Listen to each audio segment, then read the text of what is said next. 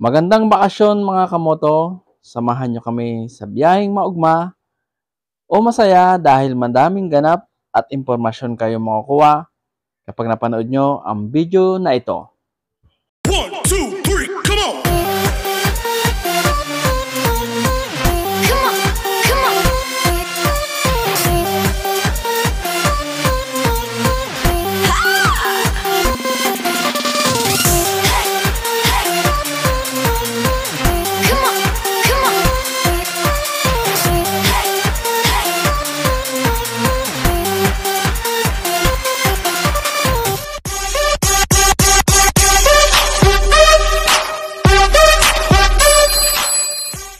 At ito nga mga kamoto, sa gustong bumiyahe ng dire-diretso at walang traffic, lalo na kung naka 4 wheels na sasakyan ka, bali pangatlo na namin ang ganitong biyahe na gabi sapagkat mas mabilis at iwas hassle o abala.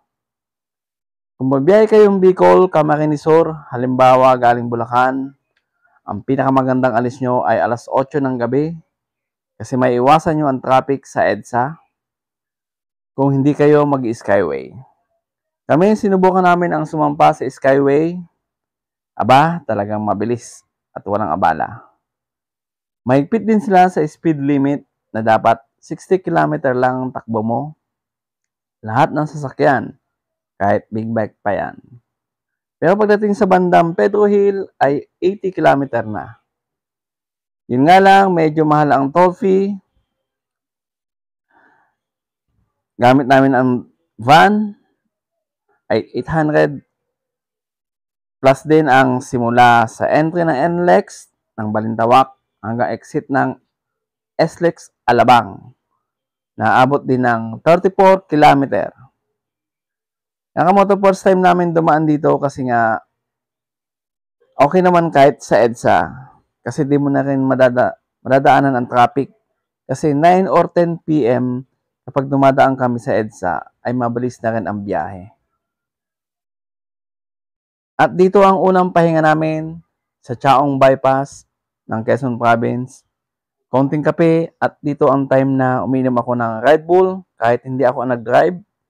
Kasi naman hindi ko pa gamay ang masyado ang manual transmission. Kaya naman shout out sa kumpare kong si Nono at napasama sa bakasyon namin. Anyway, 11 to 12 hours ang buong biyahe namin kasama na pahinga. 3 beses yan. Ang pangatlo ay magpo-full tank na ng diesel. Dito kamoto ang sitwasyon kapag napadaan kayo sa Bitukang Manok sa Timunan. Kapag gabi, hindi makikita masyado ang magandang view dahil kulang pa rin ang mga street lights at talagang tahimik, lalo na kung maulan. Talagang dadaan ka lang dito, walang picture taking, pero mas mabilis dumaan dito sa Atimunan kaysa baba na diversion road. Talagang makikita sa Waze o mapa ang diferensya ng agwat, kaya madaming dumadaan dito kahit matarik ang kalsada. Kagandahan lang dito, umaga man o gabi, umulat umaraw, ay may mga guide na tao na mabigyan mo lang sila ng barya ay malaking bagay na.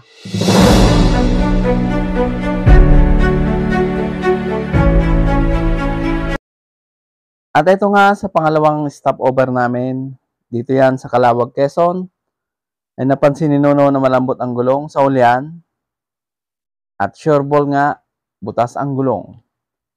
Buti na lang mayroong malapit at 24 hours na vulcanizing shop sa pwesto namin. Di ko alam kung sinadya ng pagkakataon na kami ay maplatan kasi nung binabaklas ni Manong ang tornilyo ay napansin niyang maluluwag ang mga ito.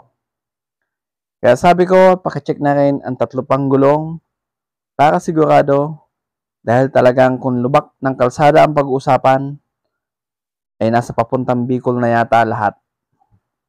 Ginawa ng negosyo ang kalsada dito. Pero in fairness, sa nagdaan 20 years, ay marami na rin magagandang kalsada dito sa biyaheng Bicol. Isasama na natin dyan ang mga bagong bypass road na talaga makakaiwas ka din sa traffic kung umaga ang biyahe mo. Kasi hindi ka nadadaan sa city proper ng bawat probinsya. Una nga ay dito sa Chaong Bypass, Candelaria, Lucena, San Pablo.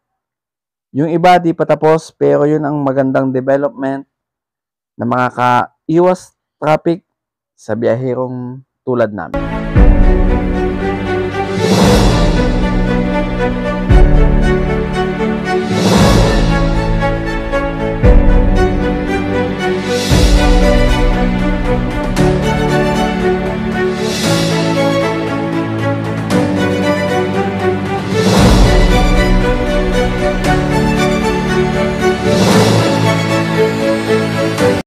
Welcome to Bicolandia. Dito po ang boundary ng Bicol Province sa Camarines Norte. Pero kami ay sa unahan pa, ang Milaor, Camarines Sur. Bali narating namin ang Bicol bandang alas 7 ng umaga at nagpapasalamat kami sa Panginoon dahil ligtas kaming nakarating dito. Isa sa 4 na okasyon na na-enjoy namin ay itong bisperas ng piyesta na di mawawala ang yugyugan o sayawan sa nayo.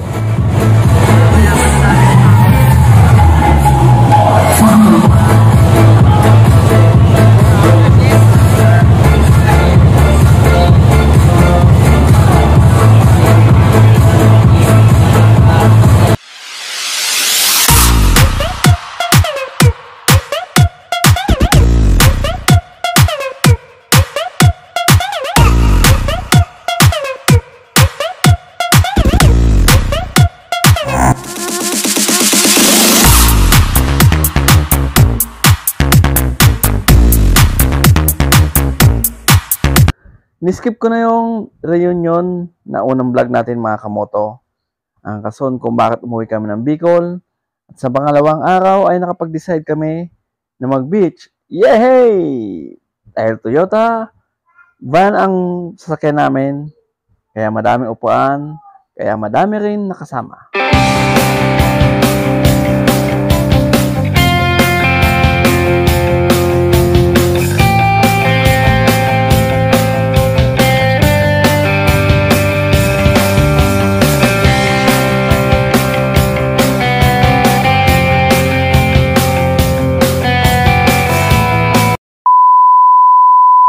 Pasakaw Beach ang dinarayo dito dahil ito na rin po ang summer capital ng Camarines Sur.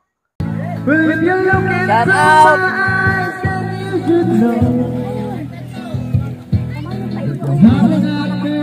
Kaway na! Tama na tayo signal, hindi tayo makalive, walang signal. Mga kamoto, shout out! Yeah! At ang tourist attraction dito ay ang Daroanak Island na pwede kang mag-boating, snorkeling, at kahit hiking ay pwedeng-pwede. Malinaw ang tubig at malinis ang paligid ng island, talaga mag-i-enjoy ang buong barkada. No entrance fee at kahit alagaan yung hayop ay pwedeng isama. Kompleto ang amenities kung gusto nyo mag-video okay habang tumatagay, sabay langoy kapag nangalay. Magbabarkada, magkapamilya, at kahit magjowa, ay welcome dito sa Pasakaw Beach. Oh my God! Wow!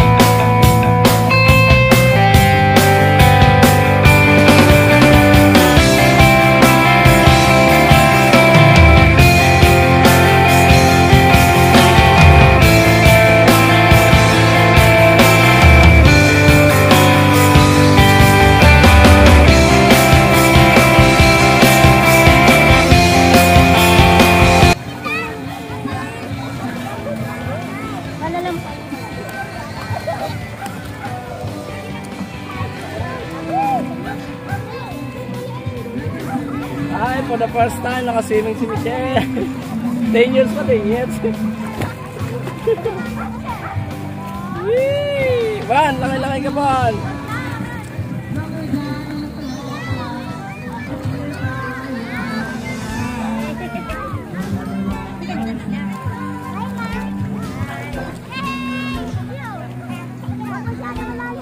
Ay, dito lang kayo. Ang Tayo na ng dalawa, oh.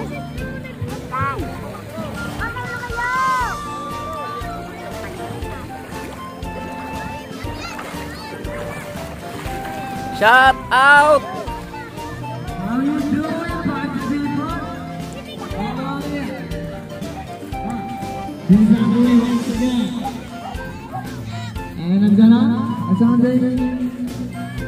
They can never hide this one. Yeah. You know? What I know you know. Baby, mama, way.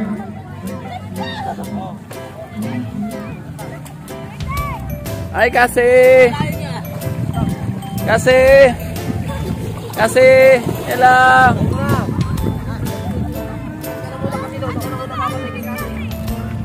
Ay, kaway na. Sikit-kit, ang layo. Bon, oy, Bon, malunod ka, Bon, ha? Tandaan. Ako nakalam mo ngayon, Bon. Yan, ganun ka, yung ginagawa mo swimming pool dun sa atin. Doon ka, hindi. Doon ka, pag ganon. Ready to drop. Baboy, malunod mo. Nilalamig ka to. Nilalamig ka na. Dito ka muna sa gilid. Ito, sa gilid. Upo ka muna para di ka lamig eh. Upo. Kung nilalamig ka to yung anak ko to. Teka na. Mainit na lamigin? Hindi lalamigin. Kaya mo. Mabibrate na ba ka eh?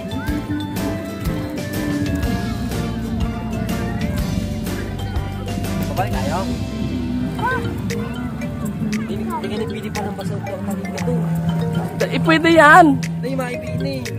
Yan.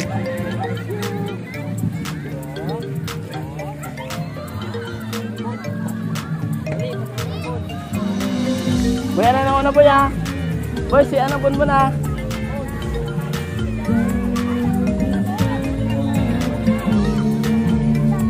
Asa na si Pare? Oy, asa na si Pare?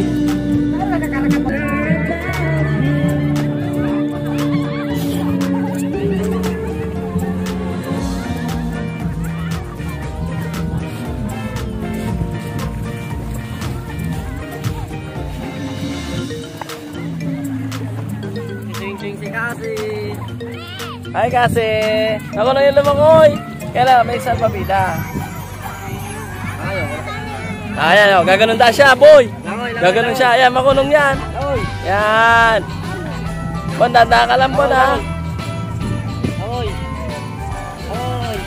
Bem, bantay mo si Bon, Bem.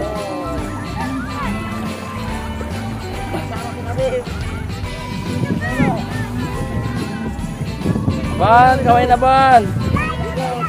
Bon, oy! Di, Bim! Bim, sa mababaw lang yan, Bim! Bon, Bon! Ah, mababaw pa naman pala eh.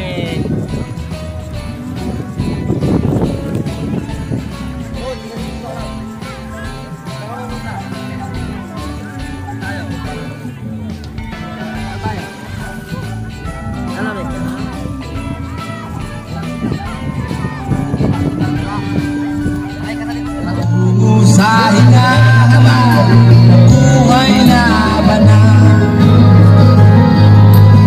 Shout out! Sorry, it's DJ.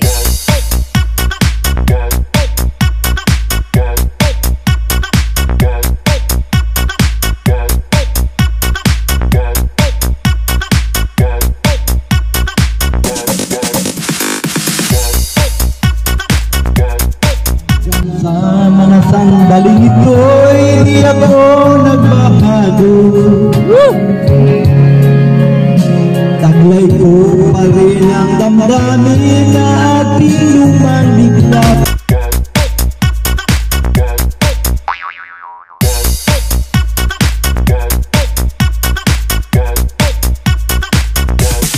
You can get some.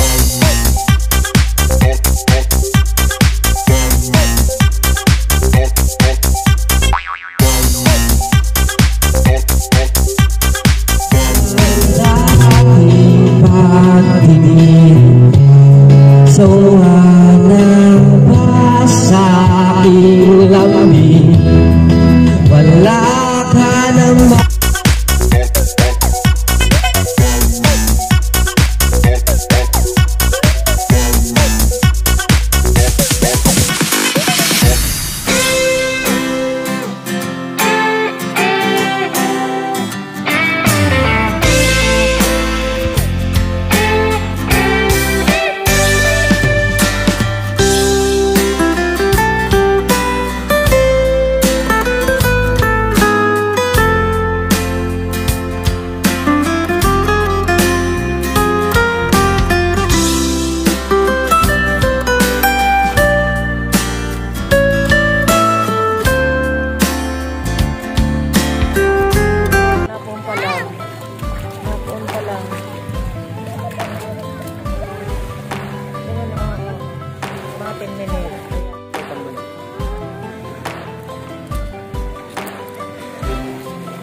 Kasi, punta ka dito kasi. Punta ka. Yan, dali. Nag-video tayo kasi. Bilis, kasi, dito. Dito, halika dito. Dali. Yay! Ano?